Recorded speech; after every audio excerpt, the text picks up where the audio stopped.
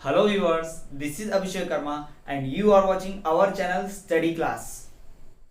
सो hey viewers, स्वागत है आपका मेरे स्टूडियो में जहां आप देख रहे हैं यूट्यूब पे एमपी बोर्ड का सबसे बेस्ट चैनल स्टडी क्लास, जहां आज हम बात करने वाले हैं क्लास 12th स्पेशल इंग्लिश का second chapter the diamond necklace के बारे में। जी हाँ स्टूडेंट्स, ये एक ऐसी स्टोरी है एक यंग लड़की के बारे में जिसमें उसके एम्बिशंस यानी उसके महत्वाकांक्षाएं और उसकी किस्मत के बारे में हो रहे उतार चढ़ाव के बारे में बताया गया है। तो क्या है वो, चलिए देखते हैं।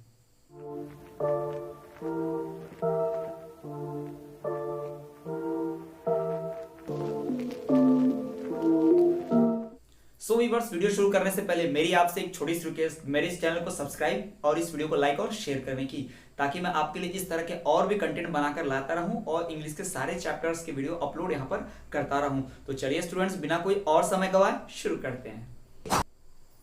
The diamond necklace, class 12 special English का second chapter the diamond necklace. जी हाँ स्टूडेंट्स, इसे लिखा है फ्रेंच राइटर जीडी मॉपसेंट ने 1884 में। जी हाँ, द डायमंड नेकलेस को किसने लिखा है? फ्रेंच राइटर, ये फ्रांस के राइटर हैं जीडी मॉपसेंट, यानी कि गाय डी मॉपसेंट, GUY, गाय DED मॉपसेंट। इसे कब लिखा गया है? 1884 में। यहाँ से ऑब्जेक्टिव आंसर के बहुत चांसेस है आपके एग्जाम में, तो ध्यान रखिए कि द डायमंड नेकलेस को किसने लिखा है? जीडी मॉपसेंट, वो एक फ्रेंच राइटर है। कब लिखा गया है? 1884 में से लिखा हुआ है। ठीक, ये तो बात होगी हमारी स्टोरी के बारे में, इसे कब लिखा गया, कब का कंडीशन है। स्टूडेंट्स, अब आप इस ईयर के हिसाब से अंदाजा लगाइए कि 1884 है, मतलब हम बात कर रहे हैं 19th सेंचुरी के एंडिंग के। तो 19th सेंचुरी के एंडिंग में उस वक्त किस प्रकार से पूरी कंडीशन थी, किस प्रकार का पूरा कंडीशन हुआ करता था, उस समय की बात है ना। उस समय जो कल्चर सोसाइटी हुआ करती थी उसकी स्टोरी यहाँ पर दर्शाई गई है। इस स्टोरी में क्या बताया गया है कि एक यंग ब्यूटीफुल लेडी है जिसे मैथिल्ड लॉयसल कहा गया है, उस नाम से उस लेडी को पुकारा जाता है। मैथिल्ड लॉयसल एक यंग ब्यूटीफुल लेडी है जो कि मिडिल क्लास फैमिली में बॉर्न हुई है, लेकिन उसे अपनी किस्मत पर रोना आता है। उसे अपनी किस्मत पर भरोसा नहीं है। वो समझती है कि वो बहुत ही एरिस्टोक्रेट अमीर हो परिवार में पैदा होनी चाहिए, जबकि वो कहाँ पैदा हो गई? एक मिडिल क्लास फैमिली में पैदा हो गई है, एक बहुत ही यंग और ब्यूटीफुल होने के बावजूद। तो ये बहुत ही एम्बिशियस लेडी थी जिसे अपनी किस्मत पर गुस्सा आता था, जिसे अपनी किस्मत पर भरोसा नहीं होता था। तो यहाँ हम बात कर रहे हैं द डायमंड नेकलेस की, जिसे लिखा गया है 1884 में। लिखने वाले राइटर का नाम है फ्रेंच राइटर जीडी मॉपसेंट। जी हाँ, तीनों ने लिखा है। तो स्टूडेंट्स, इस स्टोरी के बारे में जान लेने के बाद चलिए हम जानते हैं इस स्टोरी के कैरेक्टर्स की, कि इस स्टोरी में कौन कौन से कैरेक्टर्स हैं, किस तरह के इसमें पात्र हैं। जी हाँ, इस कहानी के पात्र हैं। इस पूरे चैप्टर को हम एक मूवी की तरह कवर अप करेंगे, यानी पहले आपको हम ट्रेलर दिखा रहे हैं, इसके बाद हम आपको इसमें प्लॉट समझाएंगे स्टोरी का, और उसके बाद हम उसमें क्या बताएंगे, स्टोरी शुरू करेंगे। फिर वहां पर इंटरवल होगा और इंटरवल के बाद आप देखेंगे कि क्लाइमेक्स आएगा और स्टोरी में बहुत ही ट्विस्ट रहेगा, बहुत ही अच्छा। तो यही बात हम करने वाले हैं, पूरा एक स्टोरी के माध्यम मूवी की तरह रहेगा। तो यहाँ पर आप देख पा रहे हैं कि इसमें जो कैरेक्टर्स हैं, टोटल 3 कैरेक्टर्स हैं। एक मदामी मैथिल्ड लॉयसल, मदामी मीन्स स्टूडेंट्स जैसे हम इंग्लिश में मैडम कहते हैं, उसी प्रकार से फ्रेंच में मैडम को मदामी कहा जाता है। क्या कहा जाता है? मदामी। तो मैडम मैथिल्ड लॉयसल जो है, मैथिल्ड लॉयसल यहाँ पर आपको आसानी हो इसलिए मैंने हिंदी में प्रोनाउंसिएशन लिख दिया है। मैडम मैथिल्ड लॉयसल जो है वो क्या है कि ब्यूटीफुल यंग और एम्बिशियस लेडी है, खूबसूरत है, जवान है और बहुत ही एम्बिशियस है, महत्वाकांक्षी है, यानी कि उनकी इच्छाएं बहुत हैं। मतलब जितनी उनकी चादर उससे ज्यादा पैर फैलाना चाहती है। मीन्स हम कहना ही चाहते हैं कि वो अपने लेवल के हिसाब से ज्यादा ही सोचती हैं, यानी उनका लेवल एक मिडिल क्लास का, लेकिन वो सोचती हैं हाई क्लास अपर क्लास की लाइफ के बारे में, कि उनकी लाइफ भी वैसी होनी चाहिए, है ना। तो मैडम मैथिल्ड लॉयसल क्या है, हमारी कहानी के पहले कैरेक्टर है और इन्हीं के ऊपर पूरा का पूरा कैरेक्टर फेस है। जी हाँ, पूरी स्टोरी है इसी कैरेक्टर के इर्द गिर्द घूमती है। यही हमारा कहानी का मेन कैरेक्टर है। इसे हम हीरो भी कह सकते हैं, एक तरह से विलन भी कह सकते हैं। हमारे पूरे मूवी का एक क्या हीरो की तरह है और विलन की तरह भी है। अभी मत बोलिएगा कि हीरोइन है तो फीमेल है, नहीं, हीरो ही है। ठीक, तो मैडम मैथिल्ड लॉयसल जो है एक ब्यूटीफुल यंग और एम्बिशियस लेडी है। दूसरे कैरेक्टर की बात करें तो मैथिल्ड लॉयसल के जो हस्बैंड है, ये दूसरे कैरेक्टर है मिस्टर लॉयसल। जी हाँ, ये मैथिल्ड लॉयसल के हस्बैंड है। क्या है वो? एक क्लर्क है। वो एक क्लर्क है कहां पर? एक डिपार्टमेंट में। कौन से department? Ministry of public instruction, यानी कि लोक निर्देश मंत्रालय, मिनिस्ट्री ऑफ पब्लिक इंस्ट्रक्शन। यहाँ पर एक क्लर्क की तरह काम करते हैं। एक ऐसा पर्सन है जो मिडिल क्लास फैमिली से बिलोंग करता है, क्लर्क की फैमिली है, और ये हर वो कोशिश करता है जिससे मैथिल्ड लॉयसल खुश रह सके। इससे जो बन सकता है, जितना कमा सकता है, उस हिसाब से वर्क करता है और पूरी खुशियां देने की कोशिश करता है मैथिल्ड लॉयसल को। हमारी कहानी की तीसरी कैरेक्टर है मदामी जेन फॉरेस्टर। जी हाँ, मदामी जीएन फॉरेस्टियर। तो ये जो कैरेक्टर है ये वो कैरेक्टर है जो पूरी कहानी में ट्विस्ट लाती हैं। इसकी बात तो हम बाद में करेंगे, बट फिलहाल आप देख लीजिए स्टोरी में, द डायमंड नेकलेस की स्टोरी में 3 मेन कैरेक्टर्स है। एक मदामी मैथिल्ड लॉयसल, दूसरा एक मिस्टर लॉयसल जो मदामी मैथिल्ड लॉयसल के हस्बैंड है, और तीसरी जो हमारी कैरेक्टर है वो मदामी जीएन फॉरेस्टियर। जी हाँ, ये कौन है इनकी बात हम बाद में करेंगे, कहानी में ट्विस्ट लाने वाली है, इनकी बात हम बाद में करेंगे। साइड कैरेक्टर है, ज्यादा रोल नहीं है इनका, बट फिर भी इनकी बात हम करेंगे। तो स्टूडेंट्स यहाँ पर आप देख पा रहे हैं डायमंड नेकलेस का पूरा इंट्रोडक्शन। ठीक, एक बार फिर से रिकॉल कर दें, डायमंड नेकलेस क्या है, एक स्टोरी है जिसे लिखा गया है 1884 में, और राइटर थे फ्रेंच राइटर जीडी मॉपेसेंट। जी हाँ, इस स्टोरी को लिखा गया है एक लेडी, एक यंग ब्यूटीफुल लेडी के फेट के बारे में और उसके एम्बिशंस के बारे में, जो उतार चढ़ाव आते हैं उसकी महत्वाकांक्षाओं में, यानी वो जो चाहती है, जो नहीं चाह पाती, उसे मिलता है या नहीं मिलता है, ये सारी बातों पर लिखा हुआ है। इस कहानी के मेन कैरेक्टर्स की अगर हम बात करें तो इस कहानी में 3 मेन कैरेक्टर्स है। एक मैडम मैथिल्ड लॉयसल, जी हाँ, जो बहुत ही ब्यूटीफुल यंग और एम्बिशियस लेडी है। दूसरे मिस्टर लॉयसल जो मैथिल्ड के हस्बैंड है, और ये क्लर्क है कहाँ पर, डिपार्टमेंट ऑफ पब्लिक, जो मिनिस्ट्री ऑफ पब्लिक इंस्ट्रक्शन यानी कि लोक निर्देश मंत्रालय में। और तीसरे जो है मैडम जीएन फॉरेस्टियर। जी हाँ, तीसरा कैरेक्टर जो है वो मैडम जीएन फॉरेस्टियर का है, यानी 3 कैरेक्टर्स हैं, मैथिल्ड लॉयसल, मिस्टर लॉयसल और मदामी जीएन फॉरेस्टियर। ये 3 कैरेक्टर्स हैं जिनके इर्द गिर्द पूरी स्टोरी घूमती है। और हमारी कहानी की मेन जो हीरो और विलन का काम करने वाली है यहाँ पर कौन है, मैथिल्ड लॉयसल है। तो चलिए स्टूडेंट्स, इस चैप्टर का इंट्रोडक्टरी पार्ट जान लेने के बाद अब हम जानते हैं इस कहानी का प्लॉट क्या है, इस स्टोरी का प्लॉट क्या है, हमारी मूवी का प्लॉट किस पर बेस्ड है।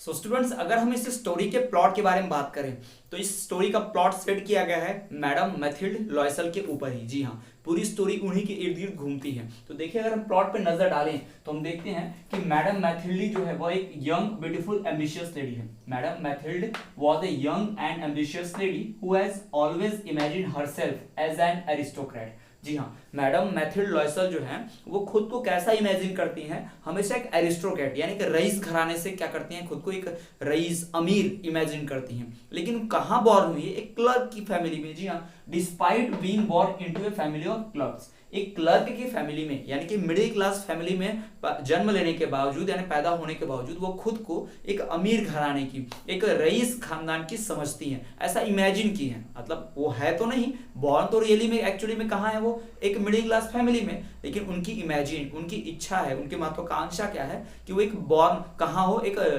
रिच फैमिली में, एक लग्जरियस लाइफ जीने वाली फैमिली में बॉर्न हो, एरिस्टोक्रेट। ठीक, मैडम मैथिल्ड एक यंग ब्यूटीफुल और एम्बिशियस लेडी है। ये क्वेश्चन का आंसर भी हो सकता है, हु वाज मैडम मैथिल्ड लॉयसल, तो आपको जवाब देना पड़ेगा she was a young beautiful and ambitious lady who has always imagined herself as an aristocrat despite being born into a family of clerks, है ना। तो क्लर्क की फैमिली के पैदा होने के बावजूद वो खुद को क्या समझती है, एक एरिस्टोक्रेट समझती है, एक रईस घर की समझती है। ठीक, she described this as an accident of fate, एक मिडिल क्लास में पैदा होना उसके लिए क्या था, एक्सीडेंट ऑफ फेट यानी किस्मत का मारा। ऐसे से लगता था कि वो किस्मत की मारी है, उसके साथ अन्याय हो गया, उसकी किस्मत खराब है कि वो एक क्लर्क की फैमिली में पैदा हो गई है, वरना वो इतनी खूबसूरत है, यंग है कि उसे कहाँ पैदा होना चाहिए, कि उसे एक बहुत ही लग्जरियस लाइफ यानी कि एरिस्टोक्रेट रईस खानदान में पैदा होना चाहिए था, ऐसा मानना है किसका, मैथिल्ड लॉयसल का। उसका अमीर घराने में पैदा ना हो पाना यानी कि एक मिडिल क्लास में पैदा होना, वो खुद को क्या कहती है, एक एक्सीडेंट ऑफ फेट कहती है। इस पूरे घटनाक्रम को, एक गरीब परिवार में पैदा होना, मिडिल क्लास फैमिली में पैदा होना, इसे एक्सीडेंट ऑफ फेट कहती है, यानी किस्मत की मार कहती है उसे, कि खराब किस्मत की वजह से ऐसा हुआ है। वो आगे कहती, जो मैथिल्ड लॉयसल है उसकी शादी हो चुकी है। या she was married to a clerk and was not happy in absence of luxurious life. जी हाँ, अभी एक मिडिल क्लास फैमिली, क्लर्क की फैमिली में बॉर्न हुए, तो शादी भी मिडिल क्लास फैमिली में ही होगी। तो एक क्लर्क से उसकी शादी होती है, मिस्टर लॉयसल। हमने कैरेक्टर्स जो पढ़े अपने प्लॉट के, 3 कैरेक्टर्स, मैथिल्ड लॉयसल और दूसरा मिस्टर लॉयसल है ना, और तीसरा मदामी जीएन फॉरेस्टियर। तो उनमें से दूसरे जो हैं यानी कि मिस्टर लॉयसल, ये किसके हस्बैंड है, मैथिल्ड लॉयसल के हस्बैंड है, जो क्या है, क्लर्क है, कहाँ पर, मिनिस्ट्री ऑफ पब्लिक इंस्ट्रक्शन है ना, लोक निर्देश मंत्रालय में वो क्या है, एक क्लर्क है।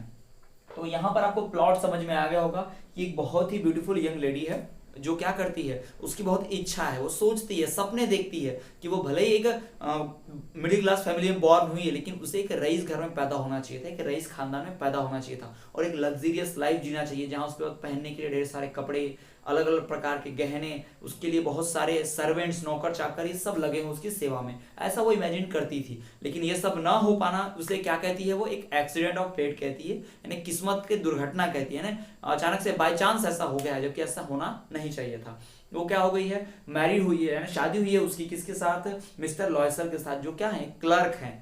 ठीक, तो ये क्लर्क होने के बावजूद क्या करते हैं, इसकी हर ख्वाहिश पूरी करने की कोशिश करते हैं, बट मैथिल्ड लॉयसल जो है वो खुद को बहुत ही अभागा समझती है, मतलब वो उसे लगता है कि वो अनलकी है, क्योंकि वो कहाँ पैदा हुई है, एक नॉन लग्जरियस फैमिली में, नॉन लग्जरियस लाइफ जी रही है ना, तो वो हैप्पी नहीं है अपनी लाइफ से। तो ये तो स्टूडेंट हो गया प्लॉट की बात। हमने यहाँ पर दो चीजें देखी, एक तो कैरेक्टर्स के बारे में जाना, दूसरा प्लॉट के बारे में। हमने स्टार्टिंग की अपने कहानी के राइटर के नाम से, जी हाँ, फ्रेंच राइटर जीडी मॉपसन ने 1884 में इसे लिखा है, और इसके तीन कैरेक्टर जो हमने बात की, मैडम मैथिल्ड लॉयसल, मिस्टर लॉयसल और मदामी जीएन फ्रॉस्टियर के बारे में, और उसके बाद हमने स्टोरी का प्लॉट भी जाना। तो चलिए स्टूडेंट्स, बिना कोई समय गवाए अब हम शुरू करते हैं हमारी कहानी पे, डायरेक्ट स्टोरी पर आते हैं। तो चलिए देखते हैं क्या है स्टोरी इस चैप्टर की। द डायमंड नेकलेस के ट्रेलर यानी कि इसके कैरेक्टर्स और प्लॉट्स को जान लेने के बाद चलिए हम बढ़ते हैं इसकी स्टोरी की ओर और देखते हैं कि क्या कहानी है इस डायमंड नेकलेस की। तो स्टूडेंट्स, द डायमंड नेकलेस के कुछ खास की पॉइंट्स जो है वो हम यहाँ पर देखेंगे। आप चाहें तो इसे पॉज करके स्क्रीनशॉट ले सकते हैं, या फिर आप पॉज करके लिख भी सकते हैं, स्क्रीनशॉट लेकर रख लीजिए। तो चलिए हम एक एक करके इन स्टोरी को पढ़ेंगे। तो देखिए, स्टोरी कुछ इस प्रकार से है कि Mathilde Loisel was a very ambitious and wanted to live a luxurious life. जो मैथिल्ड लॉयसल है वो बहुत ही एम्बिशियस है और चाहती है कि लग्जरियस लाइफ यानी ऐशो आराम की जिंदगी जिए, शान से जिए, लग्जरियस लाइफ जिए। कौन? ऐसा मैथिल्ड लॉयसल चाहती है, जो हमारे कहानी की मेन कैरेक्टर है।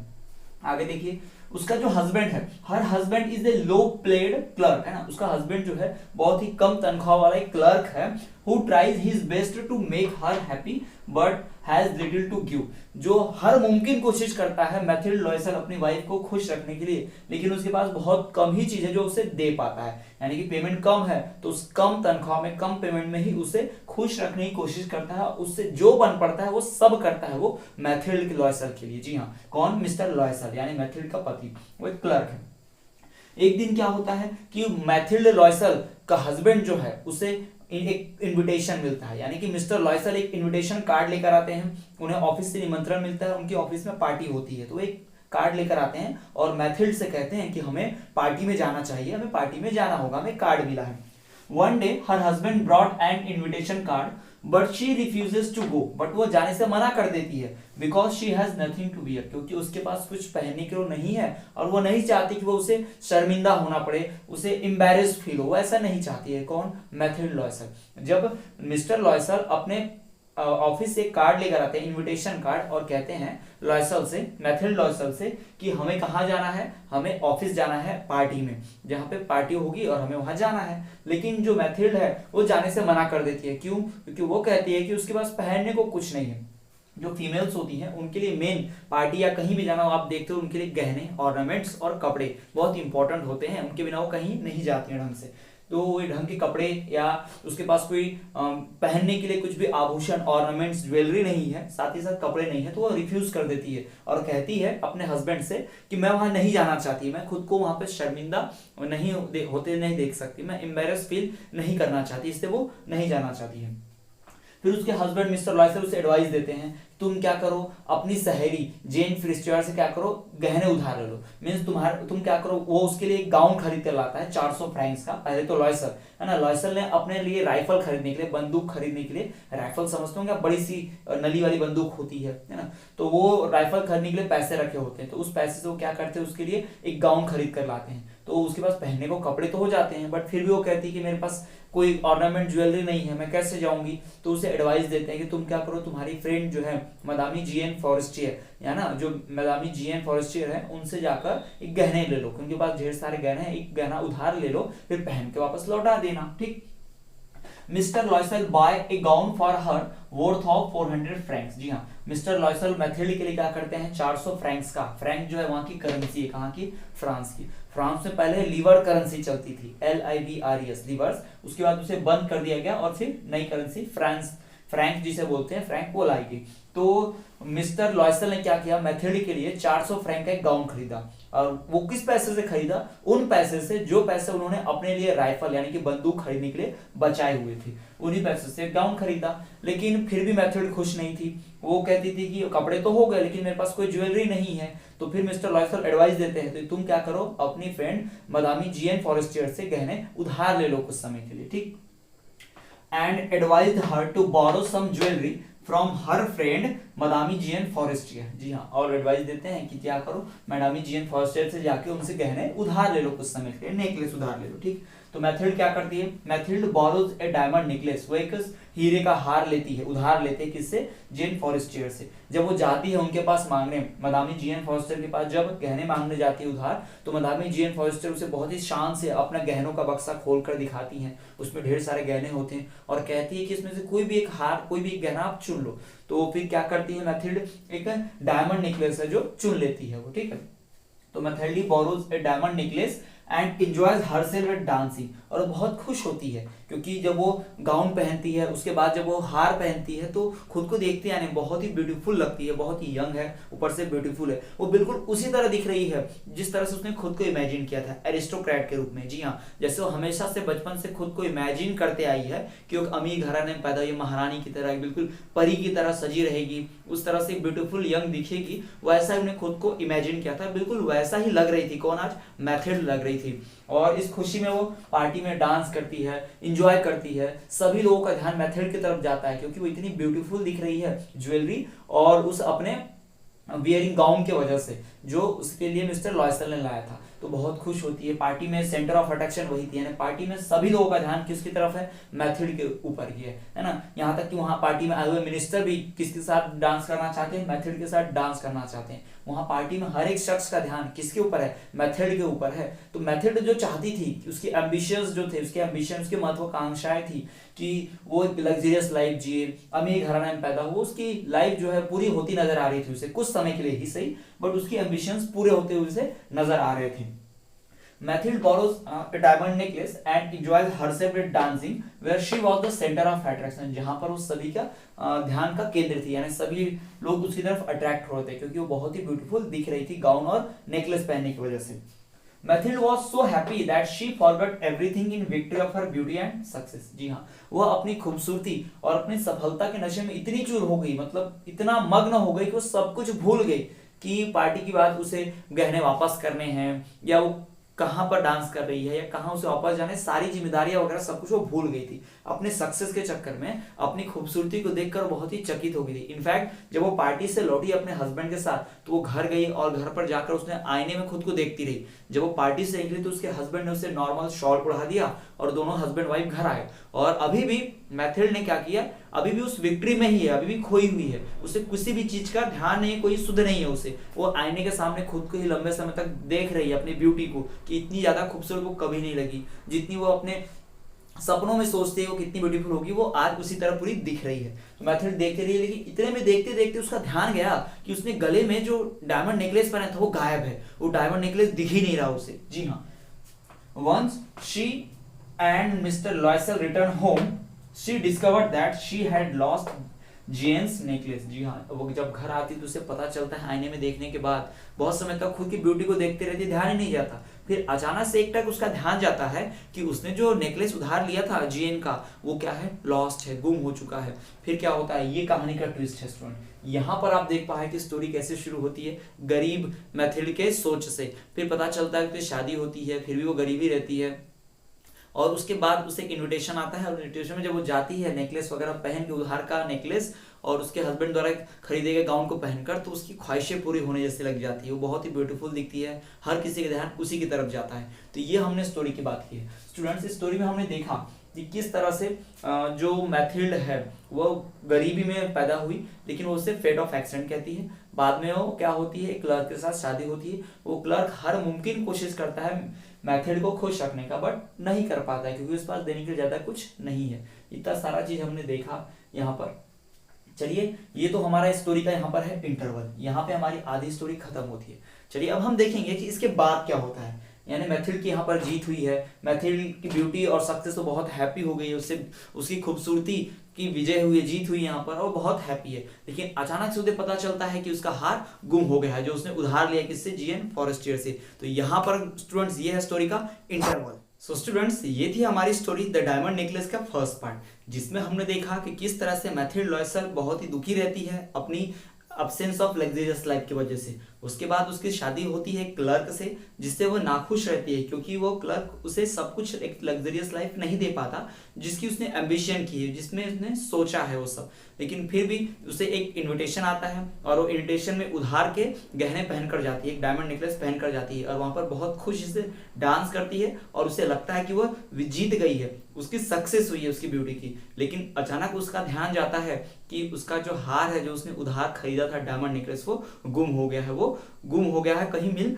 नहीं रहा है। तो स्टूडेंट्स कहानी का यहाँ पर अंत होता है हमारा पहले भाग का। ठीक, इसके आगे का जो भाग है, इसका जो सेकंड पार्ट है, वो हम देखेंगे अपने अगले नेक्स्ट वीडियो लेक्चर में। स्टूडेंट्स तो आज के इस वीडियो लेक्चर में इतना ही। आई होप कि आपको वीडियो लेक्चर पूरी तरह से पसंद आया होगा। यदि आपको पसंद आया तो मेरे इस वीडियो को लाइक, इस चैनल को सब्सक्राइब जरूर कीजिएगा। साथ ही साथ अपने फ्रेंड्स को ये चैनल रेकमेंड कीजिए और उन्हें भी ये चैनल सब्सक्राइब करने के लिए, वीडियोस को लाइक और शेयर करने के लिए कहिए। मैं इसी तरह से और भी वीडियोस बनाकर लाता रहूंगा और इंग्लिश के सारे चैप्टर जो है वो कवर अप करूंगा यहाँ पर 1 बाय 1। तो स्टूडेंट इसी तरह से देखते रहिए। यदि आपको कोई डाउट है तो आप कमेंट कीजिए, हम आपके डाउट भी दूर करने की पूरी कोशिश करेंगे। वीडियो आपको कैसा लगा ये भी कमेंट करके बताइए। सो स्टूडेंट्स आज के इस वीडियो लेक्चर में इतना ही। अगर आप इसी तरह के और भी इंफॉर्मेटिव और एजुकेशनल वीडियोस देखना चाहते हैं तो हमें फेसबुक, टेलीग्राम, इंस्टाग्राम पर फॉलो करना ना भूलें, हम हर जगह हैं। सो स्टूडेंट्स जाने से पहले एक छोटी सी रिक्वेस्ट, मेरे इस चैनल को सब्सक्राइब करने की। स्टूडेंट्स इस तरह की वीडियोस बनाने में मुझे बहुत मेहनत लगती है, तो आपका एक सब्सक्रिप्शन और एक लाइक मुझे बहुत ही ज़्यादा मोटिवेशन देगा इस तरह के वीडियोस बनाने के लिए। तो students, you are the future of India. Piece.